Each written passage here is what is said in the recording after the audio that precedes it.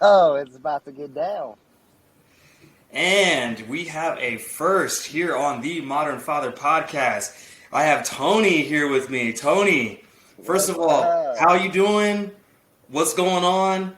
And also, man, I see you got your hat, you got your gear on. Tell me a little bit about yourself and tell me everything. What's good about your family, man? What's not good? I'm very blessed, my friend. Uh, Life is good. I got to start a company, just been married for a minute, a fat minute. Like, I don't know what you want to know. Like, So tell me a little bit about how you met your wife and how you guys came together. man, so my homeboy is her cousin. So uh, I was actually staying at his crib right after graduation. I was a senior and he was a junior. But so I graduated, and right after graduation, I moved into his parents' house, and they had an extra room and just kicked it because my house was hecka boring growing up. So I went to my friend's house, and anyway, so just they said, yeah, you can stay here, and so anyways, staying there. He had his graduation party, and uh, at that time my wife was there at the graduation party, and he introduced us, and it was just cool, low key, nothing much. And we after that, bro, like we saw each other everywhere, like the store, different random church meetings. Like I'll go to some other church, go visit, and she was there, and I was like, what the? I go to another church, she was there, and I was like, this is crazy. And then I went to the club. She was there. Went to a concert. She was there. Like it was weird. Like at the concert, it was crazy. At the concert though, feeling each other, like vibing.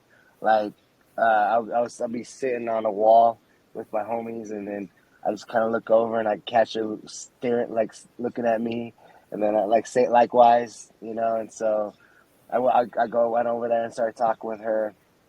Nothing happened. Just getting like just filling her out, and then went to like probably a month or two later went to the University of Utah dance, and I used to dance battle back in the day.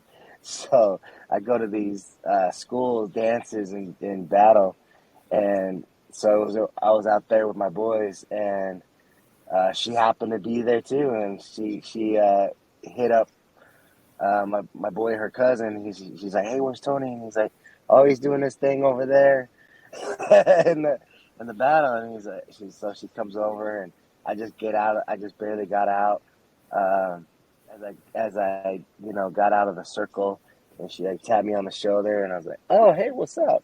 And we started vibing again, and then started step went into the rocking with it. So then and there, I just kissed her on the dance floor. I was feeling it, and usually, man, I'm not like that where I just all of a sudden go for it. Like I'm more about like that dude that would wait for like probably third or fourth date till making a like that kissing move, right? Right, just making sure that the respect is there. But man, at this point, my ex girlfriend. I was just man, like living the life, like just there, put myself out there, and then just didn't give a dang, bro. Like, so I just, I don't know, I just went for it, and I backed up after I kissed her, and she backed up, and I just seeing if she would slap me or something.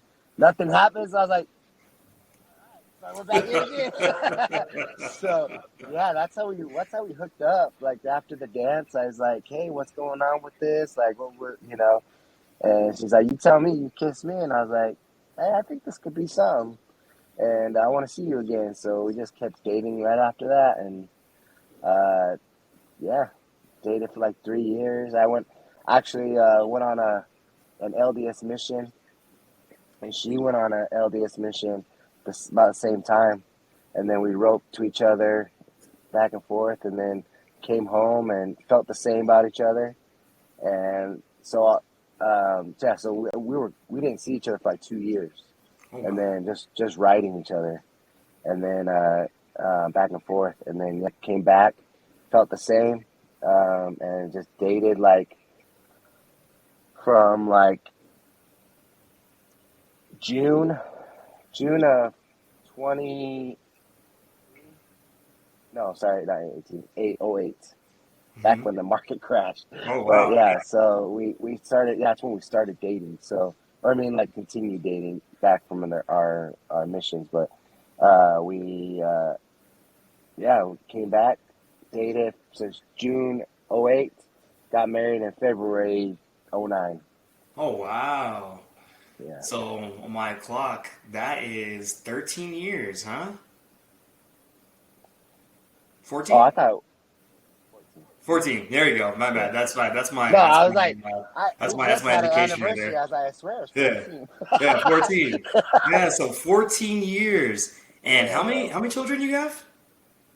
We have four. You have four kids, and like what do their Yeah. ages range from? Um, we got 11-year-old. Sorry, it's getting dark now. Mm-hmm. Um, I have a daughter that's 11. I have another daughter that's 9. A son that is 8 or 6. 8. He's 6, but he's turning 7 this month. Mm-hmm. Wow. Wow. So Uh that is yeah. So like how do you manage like the work life and like your wife's work life and the kids and all the kids like, you know, extracurricular activities? there's no balance whatsoever, bro. Like balance, it's you're working and then you're neglecting your family, or neglecting something else, or if you're with your family then now you're neglecting work, and you're neglecting like church life or whatever it may be.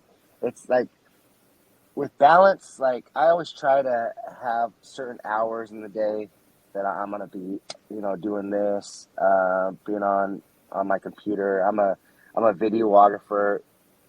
uh, that's what I do for work and self-employed. Um, so we just started a business, and yeah, just grind on it, and so I'll have days where I'm just out doing shoots, and on those days I usually will come home after the shoot and just be done for the day and just spend time with the family because I'll be gone. But usually when I'm just home editing, I'll edit for a couple hours, take a break. I got 2 kids. Um, let's see, my son that's 6 and my daughter that's 9. They're both homeschooled, Hmm. so I try to get a couple hours in work, then also split up my time with them, taking a break and making sure they're exercising, they're reading, they're doing their math, just doing homeschool with them. My wife also is starting a nonprofit, and then with business with me. So she's home, and so she helps. We kind of switch back and forth. It's just that juggle, man. Like just that juggle. And then my older that's 11. My son and my older daughter have like basketball, and so we're always at nights. We're always like going to practices or games, or whatever it may be. And then my other daughter, my 9-year-old, has a CrossFit class that she does. So we try to get her to her class as well. But my 4-year-old, she has preschool 3 days out of the week. So then trying to get her back and forth and carpooling with other parents, man, it's just it's go go go go go every time, every day. Yeah. So How do you feel about today's education for children? Because you said that you have two of them that are homeschooled, and you know, right now, do you feel like that is like the best choice where they're going to get the most out of education, like where you guys can control that and you don't have to worry about the public school or even private school like education? That's a good question. Nowadays, I feel like so growing up, my mom, she gave up me and my sister to her sister. So I was me and my sister were raised by my mom's sister. So my mom's sister that raised us, she uh, was a first grade teacher. So growing up, she was a first grade teacher, and um, back then she loved it, and I didn't understand school, so I just clock in, clock out, make sure I put my time in with my do my homework. But nowadays, it's changed a lot to where a lot well, and the culture of kids, the culture of just people our age that are teaching, and now and then there's kids, the different generation of children going through these schools is so different, and it's very as different as in it's not as good as it was with when our generation when we were going to school. That's my feelings on it. My feelings on it. The kids are nowadays are more disrespectful, and the teachers are more I would say laid back or um, not as involved Mm-hmm. as I think a lot of teachers in our day back in our day. They were very involved, or at least I feel like they cared. Teachers nowadays, like they just want to get their paycheck and call it good, and just they just dish out the homework and good luck. they just they just put their 2 cents in. Hey, this is how you do it, and that's it. They don't like. I don't know. I feel like especially my two middle kids. They're homeschooled because system didn't take care of bullying as really good, and and the teachers themselves, my kids, they just didn't like the way they were treated, to be honest. So yeah, I don't know. Like the school system's changed for the worst. So yeah, I don't know what to call it. But my oldest is she's a social butterfly, and Mm-hmm. she gets. So I mean, I'm not gonna trash the school system all the way. So my oldest seems to do well in school. She seems to like it. Her teachers are, I guess, the majority of her teachers are cool, and so hey, if she likes it, good on her. Good, good for that. Um, Other than that, let's see. So homeschool, yeah, like private school, we haven't really dealt with private school. My one of my kids, my daughter actually went to a charter school, and she didn't like it. Mm-hmm. I don't know. A lot of kids seem to like it, but she didn't like this one, so she went back to public school, public junior high. So yeah. How has your faith and your upbringing shaped the way that you parent your children? So I'm gonna put my hat backwards because this light is hitting my face. How sorry? How's my? Can you get that question? Yeah. How has your faith and your upbringing have shaped the way you have raised your children? Huge.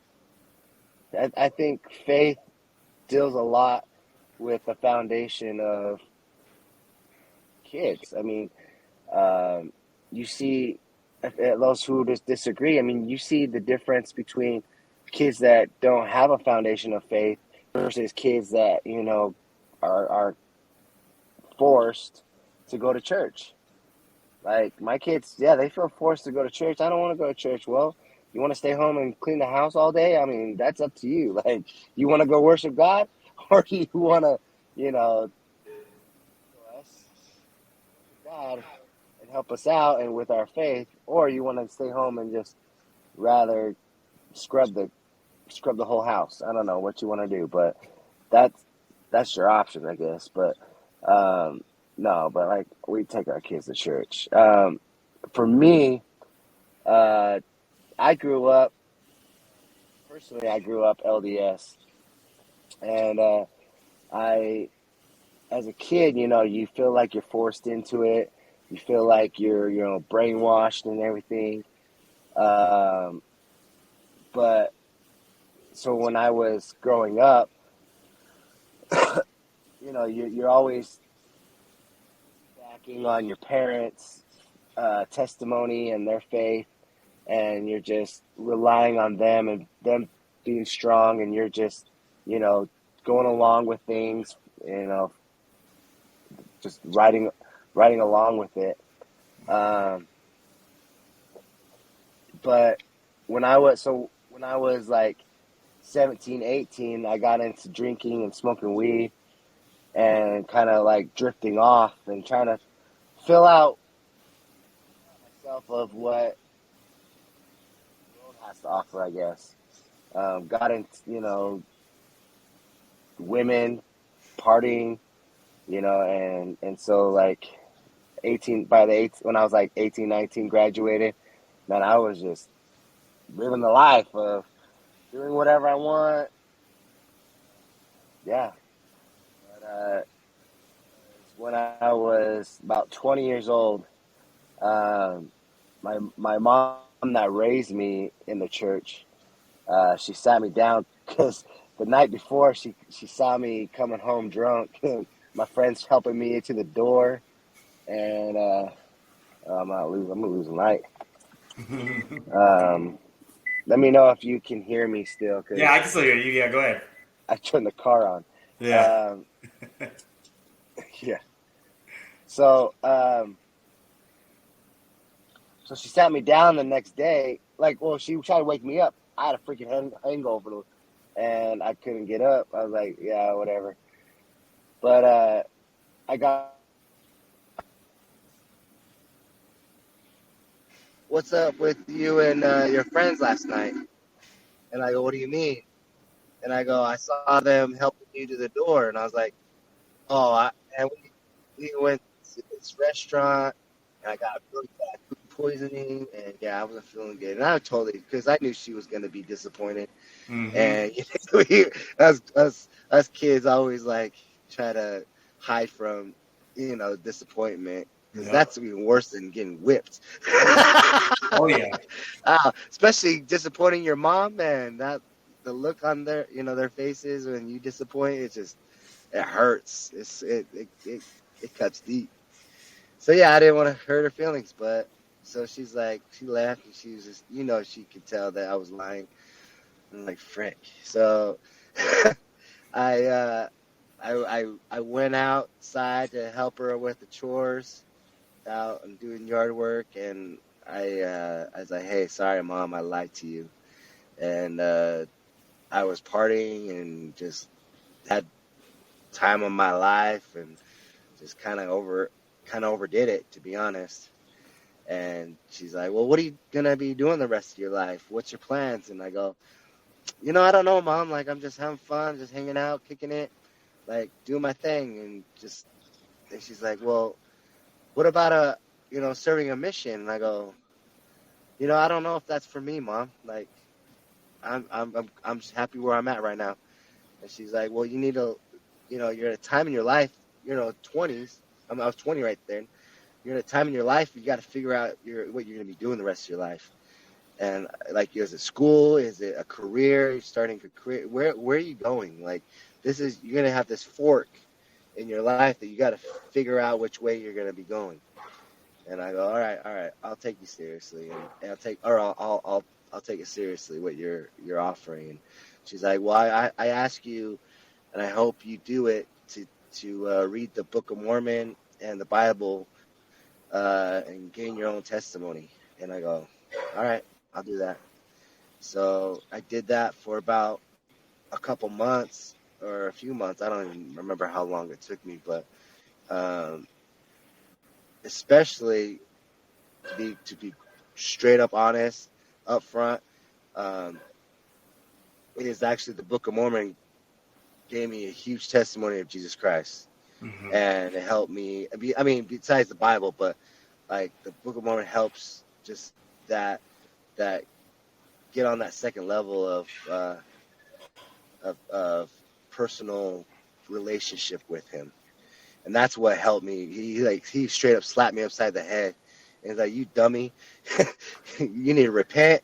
You need to clean up your life, and I want you to serve me." And so I'm like, I'm sorry, I'm sorry, I'm sorry. And so, yeah, that's how I gave my testimony is just being immersed. Like people like they don't understand of what it takes to have faith. What it People don't understand what it takes to even try to run a business. Yeah, you're gonna fail. You're gonna Hmm. freaking hit flat on your face, especially with faith too. Faith is Hmm. hard. It's not easy. You can't just be talking the talk. You literally have to walk it because faith is action. It's a verb. And when people, ask me like, well, how are you so faithful? And I'm like, you just gotta experience it. You read the word and then you go and test it out. Like you have to, Hmm. you know, precept by precept.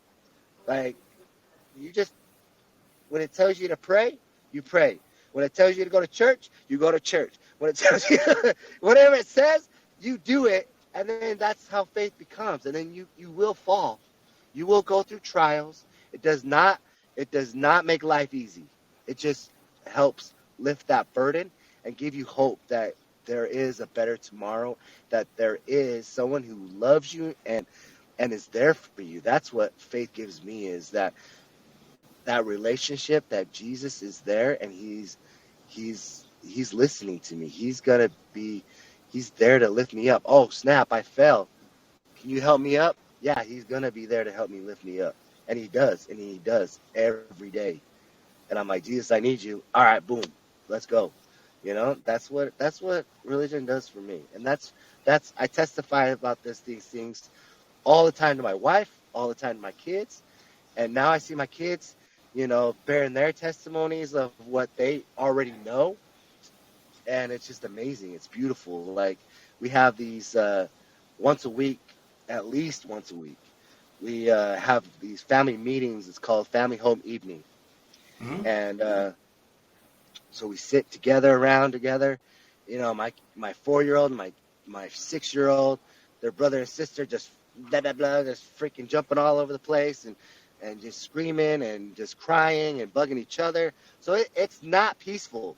I will say, you have this picture perfect family of sitting together on the couch, reading scriptures together, and and no, it's not that way, dude. Like a lot of people think it's that way. You only get like 5 minutes, if that. Like those pictures that you see in religious books or even painted or whatever. Those are at the moment a very slim moment of where everybody may have sat really still for just that second. But other than that, oh, it's chaos. But I will tell you this.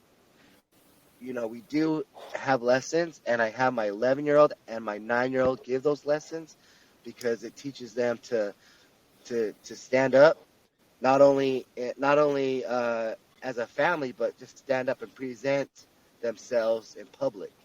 And so they're practicing at home. And so whatever you practice what you preach. That's exactly what the foundation we do in our home is like. All right, well, Dad has practiced, you know, preparing lessons at home. Now I go to church and I'm pounding the pulpit of helping everybody, calling everybody repentance. We got to repent. Now I'm in the classrooms teaching the kids to repent. I'm in the classrooms like, hey, Jesus is there for you, and and then I come home and my kids are now, they're standing up in front of the family, and just giving their lessons of what they read, either what they learned in school, what they learn in life, or what they learn in the scriptures, like whatever it may be. I let them prepare. I'm like, whatever you think that our family needs, that's on you. Like, you prepare a lesson and you teach us.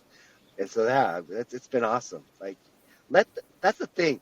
A lot of people, they force their kids to doing things. All us adults with as parents, all we're here to do is be mentors and Mhm. just guide them and just guide them. Like, let them do them. They are their own people. They are their own. They have their own souls and personalities, and just let them blossom by themselves. All you're doing is nurturing them with that sunlight and that water and the good soil, and that's all you provide for them. And let them blossom. Good. Well said right there. If you had one lesson to teach dads, parents across the nation, and it'll get aired out to everybody in the United States, one lesson to parents, what would that lesson be? Oh, you're gonna hit me with that without even. You should have asked me that before we got on this. Oh man, one lesson.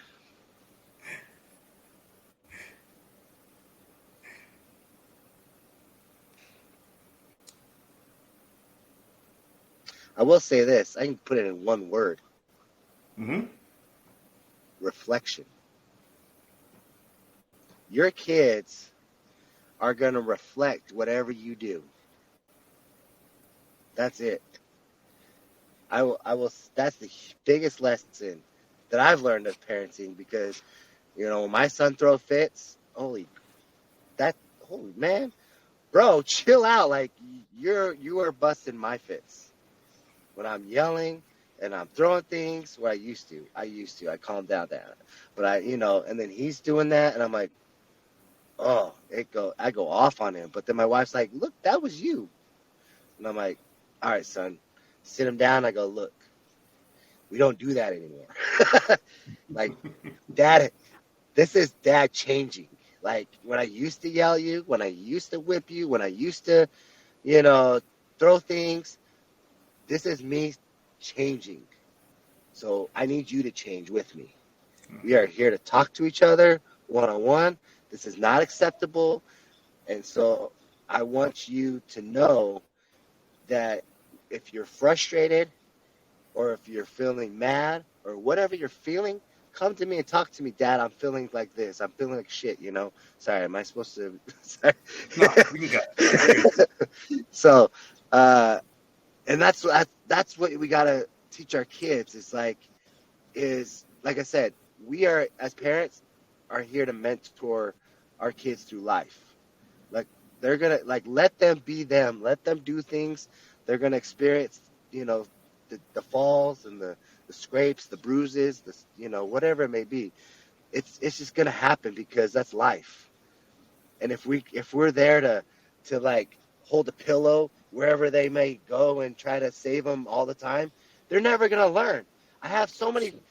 Oh, there's so many parents out there that just enable their kids. They feel entitled, and the kids feel entitled, and I'm like, dude, own up to your kid. Like, teach your kid, like, it's not acceptable to feel entitlement, to be disrespectful to your elderly. Like, oh, when my kids go out, we hear all the time, and I'm gonna boast about my kids, because this is what I'm talking about. I get all the comments from every parent saying, wow, your kids are very respectful. Your kids, say they're thankful. They say please and thank you, whatever it may be. Their manners are there. My son, on the other hand, he's a boy, so he, goes off. He does his own thing. But I mean, my daughters are like, bam, they're on point. But that's because, like, us parents are showing by example. Like, when you're at wherever you're at in public places, treat others with respect. Show your kids that, from down to the janitor all the way up to the CEO, you are respectful to whoever you come in contact with. Like, that's huge. That's my lesson to all you parents out there, is show everybody with respect, so that you can show your kids that how to treat others kindly. Just That's what I'm saying. You know what I'm saying? I do know what you're saying. I definitely agree with that 100% because kindness um, and just genuine positivity amongst others is just kind of thrown out the window nowadays. And Oh yeah. nowadays it's more of like, hey, how can we, either get over on people or um, more of you no longer have like that dialogue of hey, like no matter what you believe in or no matter what your interests are, like hey, at the end of the day, we're both human beings, and like dude, like let's celebrate that. Let's celebrate us like being alive, and let's celebrate us having great families. Let's celebrate us having wonderful jobs and money in our pocket. But instead, like we want to look at the things that we don't like in people, and then that comes out as just horrible dialogue, a bunch of negative dialogue. Now's your time to plug anything and everything you want to plug right now. Go ahead.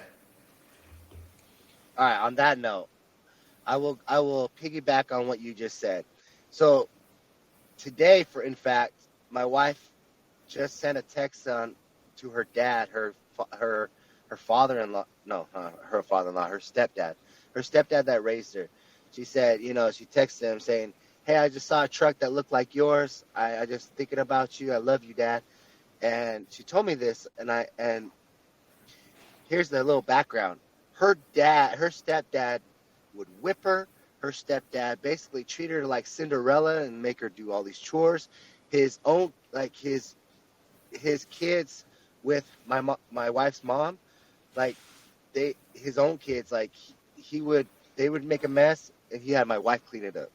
Like he was just that kind of guy. Like, and then when she would act out, like throw fits and stuff. Hey, you're just acting out because I'm not your dad. I'm not your real dad. Like he was a dickhead, bro. Like straight up jerk. Like real, like beast. And anyway, so but throughout time, um, it's crazy how he's changed. Like I don't know if it's age or knowledge or his faith, but I don't know what it is. But he's becoming more humble, and he's realizing that how much we do for him because he didn't like me at first, and I've been kissing his ass so much so through our whole marriage, bought him a lot of things, just and serve him all the time, and just I'm just like scoring brownie points with my wife. But but also trying to be Christ-like, right? And the thing is like so that's kind of like a background of who he was. And so now when my wife tells me about like these kind of things where like, hey, I texted him a nice note saying that I love him and blah blah blah blah blah, and I'm like, and first instinct, it's just in my mind like, oh heck no, like, and as a natural man, we first thing we do is judge. First Mm-hmm. thing we do is judge. And I'm like, that dude does not deserve your love. That dude, blah blah blah, and things are going to the head. But hey, there's a show out there. It's called The Chosen, and I'm here to shout that show out because it's also helped me become closer to Christ. So now, from now using the middle finger, I'm using this finger. I switch fingers on the road, and I'm not yelling at people. I was that type of road rage where I would get out the car, that guy, and straight up yell at you or kick your car or punch, try to get you to fight me. But now I'm just like, when someone, tries to run me off the road or cuts me off or whatever, dude, I'm just like, I hope God blesses you, with better driving skills. I hope you have a good day. I'm sure you're not having a bad day, so I'll forgive you. And just go on with life. And so with Mm-hmm. my father-in-law, that's the same deal. Just going back to judging is just, you know what, Tony, stop thinking like that. It's not you for you to judge him. You don't know his background. You have a different background than him.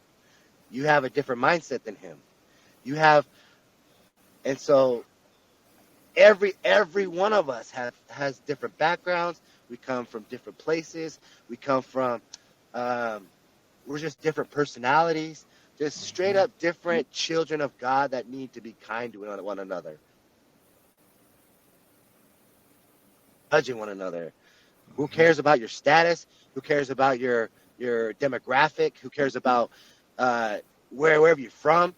Like if we can just get along and stop judging and actually stop judging and help each other. Hey, sir, I've noticed you were having trouble with this particular thing. I'm pretty good at that. Can I help you with that? Or I'm not so good at myself, but I think if we work together, we can figure it out. Something like that, right? Mm-hmm. And so it's just that's what we need more in the world. Yes. Is less judgment and more hands-on helping. Mm-hmm. Because I mean, there's a lot of people out here that their car breaks down, and I see so many people just drive by, and I'm like, why don't we just stop?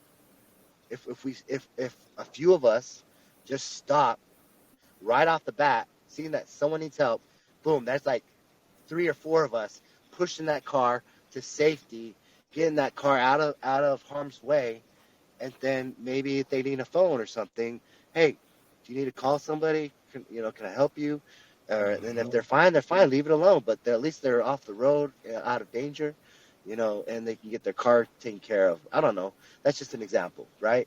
Right. And so it's just we see so many needs, or maybe we don't. Maybe we're just not looking for them, and maybe that's the problem. People, people out there, we need to start looking, keeping our eyes open, and looking for how to help other people. I agree. So I agree 100%. I agree 1,000% on that, because I think we're in a world now that just because I remember this perfect example in Denver. I was in my Nissan Sentra that my dad shipped out to me when I first got there, and I got stuck in the snow. And I'll never forget, 2 gentlemen just stopped their car in the middle of the road, got out of their car, came out, told me to pop it in neutral. And we just all pushed the car to the side of the road and got me out of danger. And then they went back in their car and they were like, "Hey man, peace out, good luck." I was floored, because I'm from Southern California, and nobody in San Diego would have stopped and done that for me. Nobody. But like, that was my first experience of Denver people, and how nice and cordial and how willing they are to go out their way to help others. And then also that inspired me to be like, hey, like, if they're like that, why can't I be like that? Because that really made my day, and that really changed my whole perspective on how people should be treating people. Where can we find you, Tony? What avenues can we find you? Like where can we find you? Hey, you can find me on the street, my friend. No, no. You find me at Griffith. Straight hood. Catch me slipping, no. No, you can catch me on Griffith and Gerber Productions. Catch me on social media, Griffith Gerber, at on Instagram. Man, just shout out to all those who have big ideas but don't know how to get them out there. Hey, hit me up. I do videos. It goes a long way. If you're telling your story on how you want to present that product or yourself, your brand, videos go a long way. Nah, they really do. And on the YouTube version, that is going to be on the top scrolling. So yeah, you'll see that written down. And then also too, I'll put that on the podcast inside of the info box to make sure they get all your information. Tony, this won't be the first time you're stopping by Modern Fathers. You're definitely a modern father. I appreciate everything that you do, man. I'm so glad I was able to run into you on the basketball court, man. It's so crazy that, the 2 worlds collide, I'm, over there doing my job, trying to, manage the basketball courts, and then talking to you, man. It's been a match made in heaven, man. I appreciate everything that you do. Hey, appreciate you. Thanks for having me. Mm-hmm. Thank you guys for listening to our first interview here at Modern Fathers. Let's go.